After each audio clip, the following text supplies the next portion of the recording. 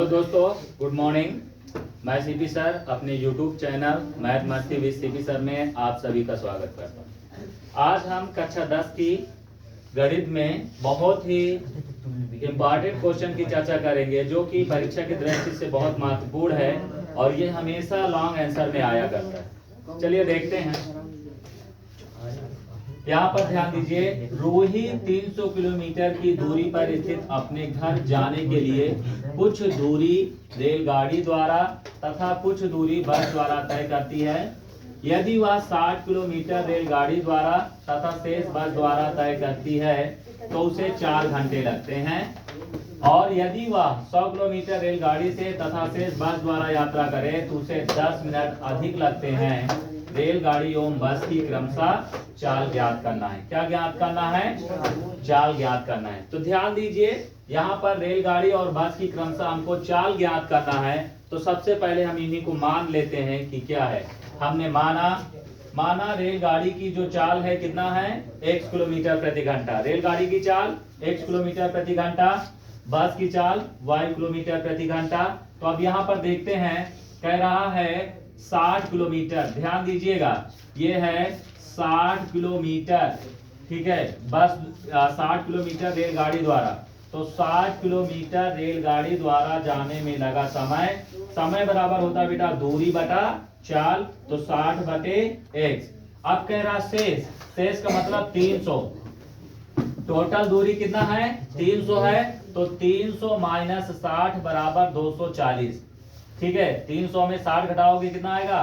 240 kilometre बस द्वारा जाने में लगा समय बराबर होता दूरी बटा चाल, तो दूरी है 240 और चाल है कितना? बस की y। तो ये हुआ। अब प्रश्नानुसार रेलगाड़ी द्वारा लगा समय प्लस बस द्वारा लगा समय, मतलब यहाँ पर कहा है कुछ दूरी बस द्वारा तय करती है। तो दोनों भी यात्रा में बस द्वारा रेलगाड़ी और रेलगाड़ी द्वारा दोनों का जो कुल समय है वो कितना लगता है? 4 घंटे लगता है। तो 4 घंटे हो गया। अब यहाँ पर साफ साफ लिखा है रेलगाड़ी द्वारा लगा समय कितना है? 60 बटा x, और बस द्वारा लगा समय कितना है? 240 बटा y बराबर कितना? दोनों को जोड़ दें 4 घंटे। अब इसी तरह आगे पढ़ते हैं। यदि वह 100 किलोमीटर रेलगाड़ी से 100 किलोमीटर रेलगाड़ी द्वारा जाने में लगा समय दूरी बटा चाल 100 बटा x, फिर कह रहा शेष बस द्वारा यात्रा करे, तो शेष बस द्वारा शेष का मतलब 300 माइनस 100 यानी 200 किलोमीटर द्वारा बस द्वारा जाने में लगा समय जो है वो 200 बटा y हो जाएगा। ठीक है, द्वितीय शर्त के अनुसार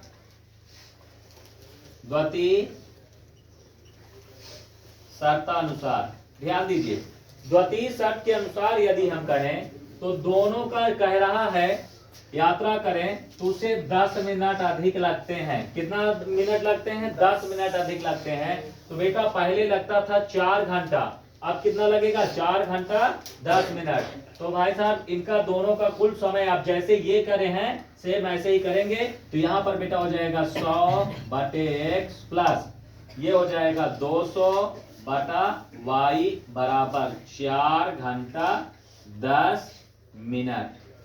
4 घंटा 10 मिनट। अब यहाँ से बेटा ये हो जाएगा 100 बटा x प्लस 200 बटा y बराबर 4 धन 10 बटा 60।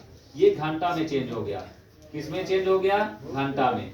0 से 0 कैंसिल, तो ये हो गया 100 बटा x प्लस 200 बटा y बराबर 4 धन 1 बटा 6। अब यहाँ से इसको 6 चौको 24 से 25 बटा 6, तो बेटा हो जाएगा 100 बटा x प्लस 200 बटा y बराबर 25 बटे 6।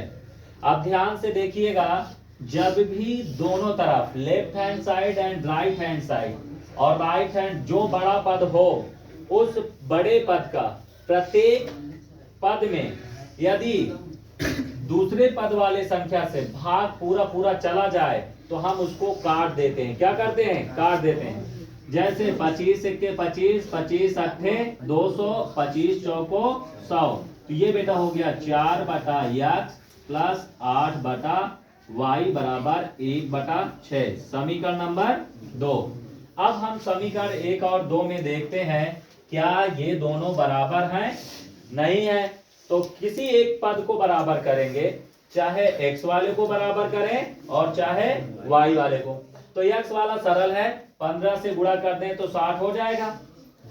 तो यहां से हम लिखेंगे कि समीकरण 2 में, ध्यान देना, समीकरण 2 में 15 से दोनों पक्षों में गुणा करने पर, दोनों पक्षों में गुणा करने पर, दोनों पक्षों में गुणा कर देंगे तो 15 से, ध्यान दीजिए, 15 चौको 60 बटे 1, 15 अट्ठे 120 बटा y बराबर 15 1 15 बटा 6। समीकरण नंबर 3 हमारा बराबर कौन सा हुआ है? समीकरण 3 और 1। तो यहाँ पर हम लिखेंगे कि समीकरण 1 व 3 से, समीकरण 1 और 3 से, ध्यान दीजिएगा, समीकरण 1 और 3, तो ये हो जाएगा बेटा 60 बटा x प्लस 240 बटा y बराबर 4, और ये हो जाएगा 60 बटा x प्लस 120 बटा y बराबर 15 बटे 6। अब समान चिन्ह है, संख्याएं घटेंगी, तो यहाँ पर लिखेंगे घटाने पर, क्या करने पर? घटाने पर, माइनस माइनस माइनस, ये कैंसल हुआ। अब ये हो जाएगा 240 बटा y माइनस 120 बटा y बराबर 4 माइनस 15 बटे 6। ध्यान देना, प्लस वाले को पहले लिखा 240 बटा y माइनस ये 120 बटा y बराबर 4, और ये माइनस है तो 15 बटे 6। इसके नीचे 1 करेंगे, देखिए इधर, यहाँ पर ध्यान दीजिए, अब दोनों में क्या कॉमन है? y, क्या कॉमन है? y, दोनों में y कॉमन है, तो ये बेटा हो जाएगा 240 माइनस 120, और बराबर ये आपका हो जाएगा 1 और 6 का लासा 6, तो 1 6 से 6 करेंगे तो 6 चौको 24, और माइनस 6 1 के 6 तो 1 15 15। अब यहाँ से 1 0 से 0, 4 में से 2 गया 2, 2 में से 1 गया 1 बटा y। अब यहाँ से क्या हो जाएगा? 14 में से 5 गया 9, ठीक है, 9 बटा 6, 3 त्रिका 9, 3 दूनी 6। तो यहाँ से बेटा हुआ 120 y बराबर 3 बटा 2। अब 3 से कट जाएगा, 3 1 के 3, 3 चौक 12, तो ये हो गया 40 बटा y बराबर 1 बटा 2। क्रॉस गुणा करवा दो, तो ये हो जाएगा 40 गुणे 2 बराबर y, तो 40 दूना 80 बराबर y, ठीक है। अब y का मान किसी एक में रख देते हैं, तो y का मान समीकरण 1 में रखने पर, ध्यान दीजिए, 1 कहाँ है? ये है, 1 में y का मान रख रहे हैं, 1 में रखेंगे तो ये हो जाएगा 60 बटे x प्लस 240 बटा 80 बराबर कितना? 4, तो 8 8 त्रिक 24, तो 60 बटे x प्लस 3 बराबर 4, तो 60 बटे x बराबर 4, ये प्लस है, इधर आएगा माइनस 3, 60 बटे x बराबर 1। अब x का इधर गुणा कर दो तो x बराबर 60 आ जाएगा। तो हम अतः कहेंगे, क्या कहेंगे? अतः रेलगाड़ी की चाल, ठीक है, रेलगाड़ी की चाल जो है वो कितना है? 60 किलोमीटर प्रति घंटा, और बस की चाल कितना है? 80 किलोमीटर प्रति घंटा, ठीक है। चलिए, वीडियो पसंद आया तो लाइक एंड सब्सक्राइब जरूर करें। Thank you.